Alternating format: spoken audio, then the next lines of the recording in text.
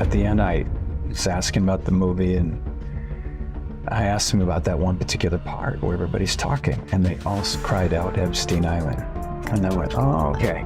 Now I understand what we're up against. Wow. Epstein Island isn't the only island out there. Some secrets, once you hear them, will haunt you for the rest of your life. And what I'm about to tell you is one of them. For years, Jim Caviezel has been screaming into the void, trying to warn you.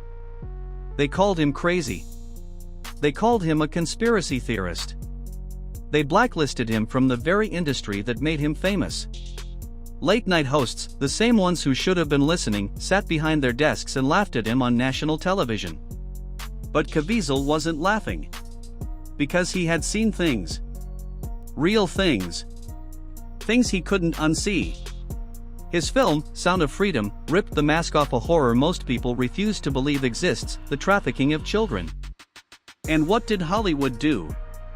They buried it. The same celebrities who post pink ribbons and wear ribbons for every cause on earth went completely silent. The same people who claim to protect the children did everything in their power to make sure you never saw that film. But here's where it gets darker. Caviezel didn't shut up. He kept talking. And now he's dropping a bombshell that nobody saw coming. He claims he personally begged Ellen DeGeneres, yes, that Ellen, to help save the children trapped on Epstein Island. He says he reached out to her directly. Pleaded with her. Begged her to use that massive platform, those millions of fans, that influence, to say something. Anything. She said nothing. And now Caviezel is naming names. He's drawing the lines. Connecting Hollywood's biggest stars to an island that was supposed to stay buried forever. Today, we're going deep. Jim Caviezel's warnings. His desperate plea to Ellen. And the question that keeps me up at night, who else knew?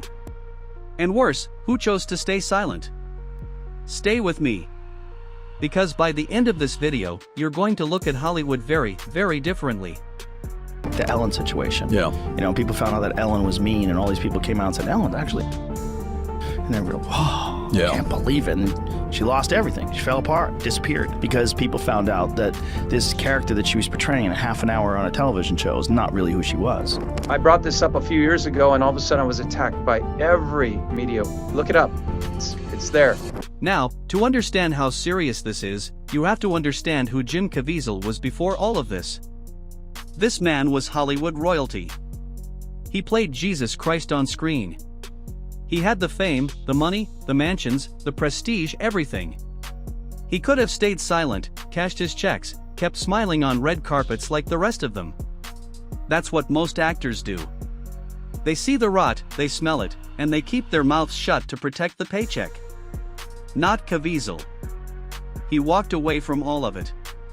He made Sound of Freedom based on the true story of Tim Ballard, a former government agent who left a comfortable career to chase down trafficking rings in Latin America.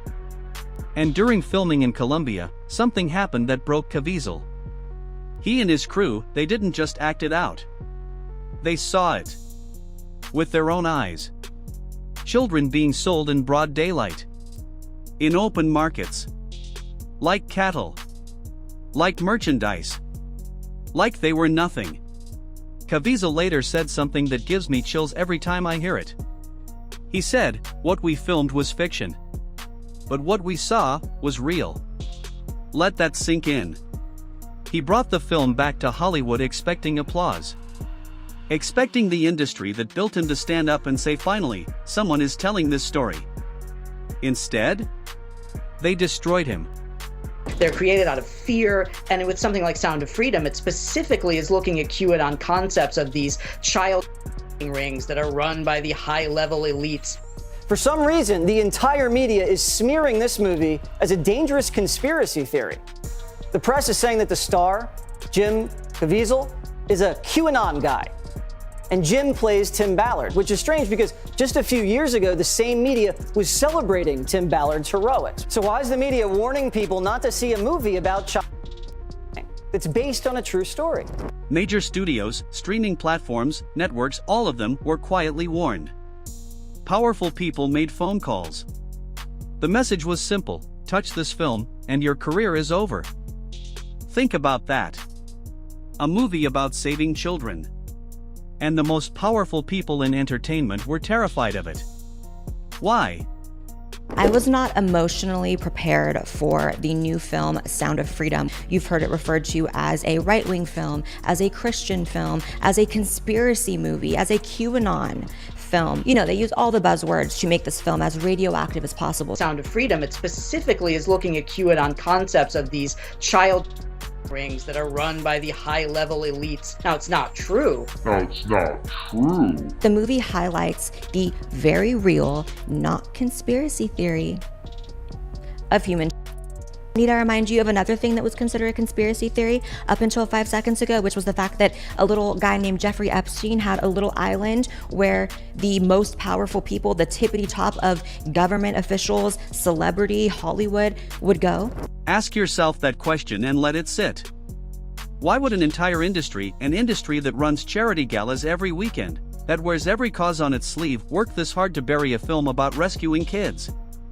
Unless the film hit too close to home. And then it happened. The Epstein documents were unsealed. The public expected the usual suspects, a few politicians, some shady financiers, maybe a businessman or two. Standard scandal stuff. What they got instead was a tidal wave. A list of names that spanned every industry. People who attended his parties.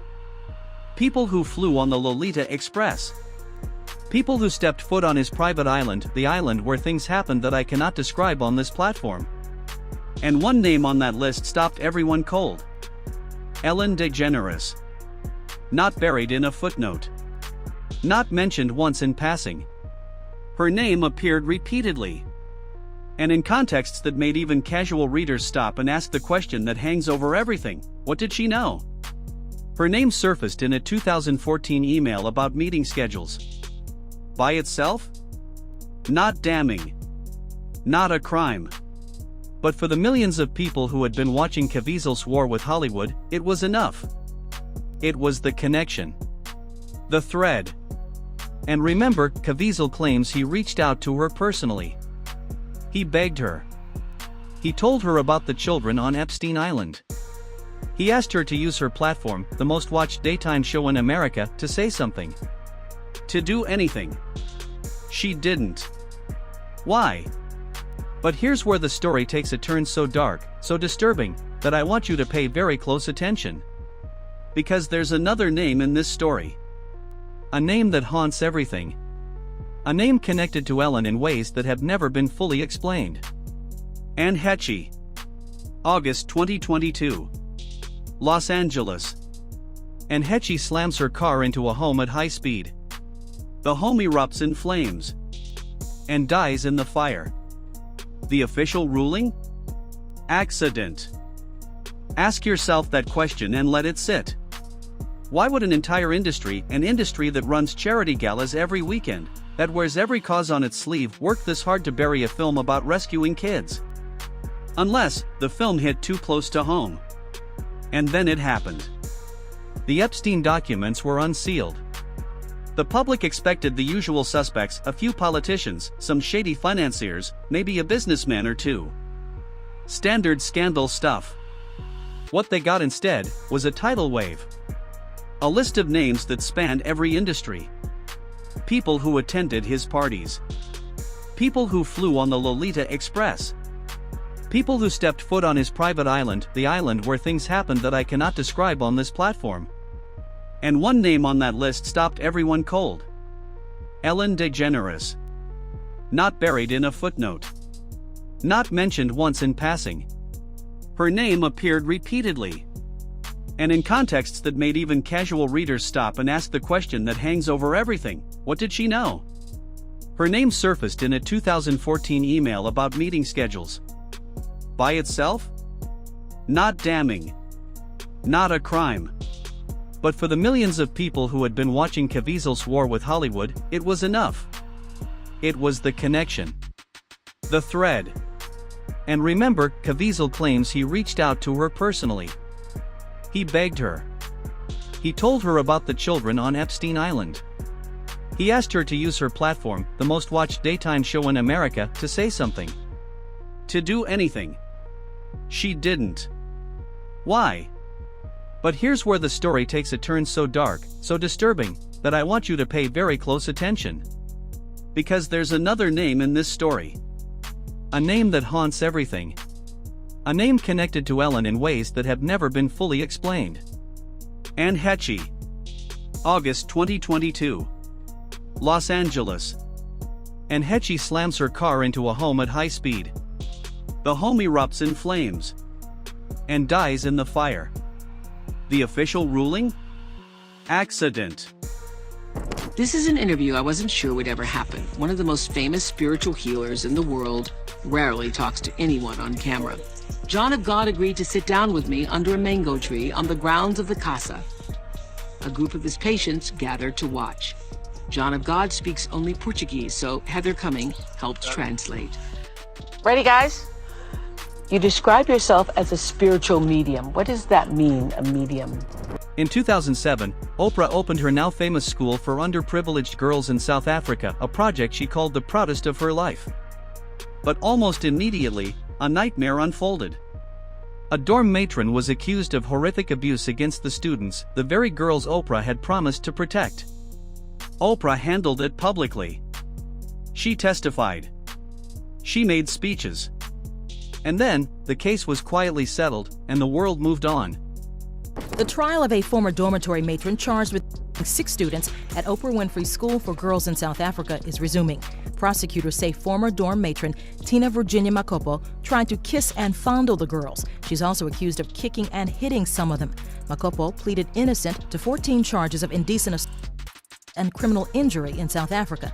Meanwhile, in Philadelphia, the ex-headmistress of the $40 million school is suing Winfrey for defamation. The suit claims someone would conclude from Winfrey's comments that the school employee knew of the alleged and was actively involved in covering it up. I was, needless to say, devastated and really shaken to my core. Winfrey said she was disappointed in the former headmistress. The TV talk show host also made comments about students who felt there was an atmosphere of repression at the school. But Epstein and John of God aren't the only names that follow Oprah around. For years, Oprah was photographed arm in arm with Harvey Weinstein. Smiling at his parties. Posing for his cameras. Hosting him on her show. Calling him a friend. And she said nothing. Not one word. Until the rest of the world said it first. Jim Caviezel uses a very specific word for figures like Oprah. He calls them gatekeepers. People who lend their fame, their influence, their credibility, their trust to systems that prey on the most vulnerable people on earth. Whether they know it or not. Now, let me be very clear. None of this is proof of any crime. Ellen has not been charged. Oprah has not been accused. These are connections. Patterns. Questions. But the connections exist. The patterns are undeniable. The questions refuse to die.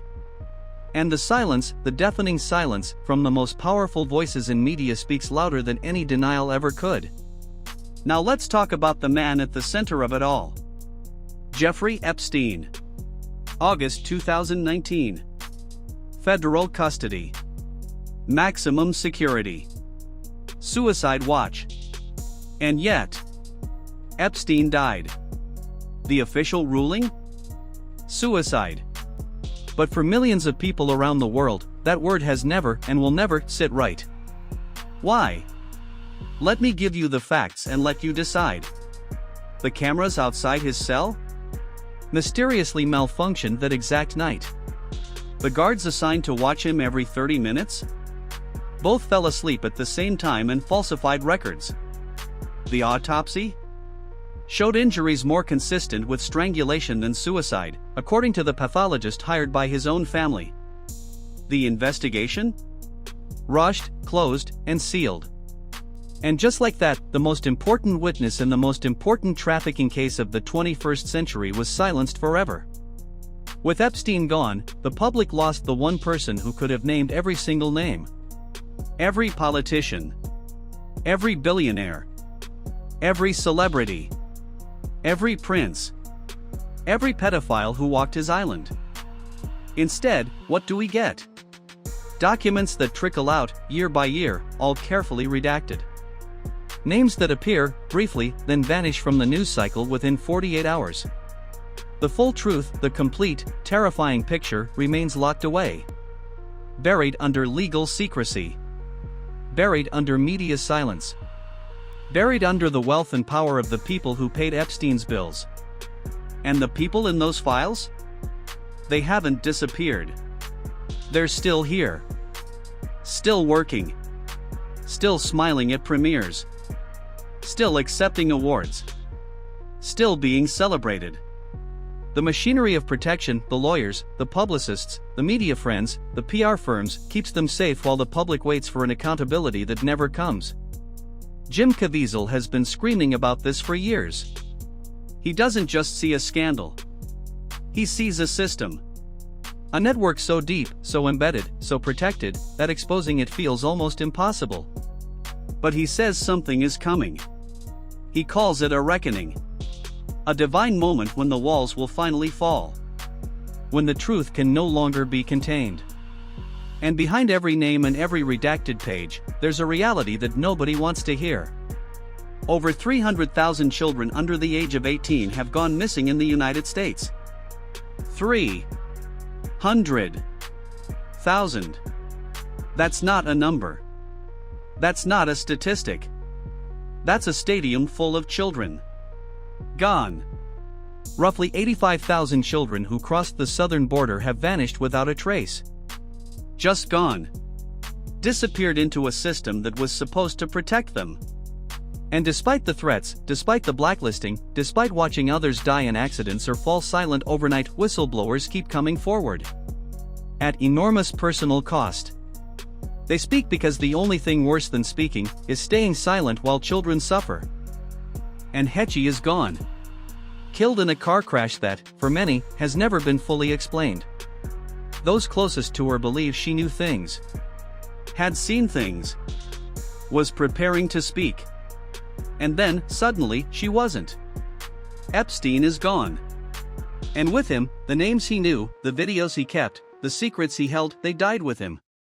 Conveniently. Completely. Permanently. The secrecy continues. The protection of elites continues. The system that allowed a man like Epstein to operate for decades, in plain sight, under the noses of the FBI, of the DOJ, of the wealthiest people on earth, that system is still running. Exactly as it was designed. But the children are still waiting. The survivors are still speaking. And the truth is still clawing its way to the surface. Jim Caviezel says a reckoning is coming. That there will be a moment when the walls fall, and the truth cannot be contained any longer. He points to whistleblowers. To sealed documents about to be released. To a shift he feels happening beneath the surface, something the powerful cannot stop. Is he right? Or is this just another story that will fade from the headlines? Another set of names that will stay redacted forever? Another round of empty promises that justice is just around the corner? The island is still there. The files are still sealed. The powerful are still protected. But the questions are not going anywhere. So tell me in the comments, do you believe the reckoning is coming? Or do you think the truth will stay buried forever? Drop your thoughts below. Tell me which name on this list shocked you the most. And if this video opened your eyes even a little, share it.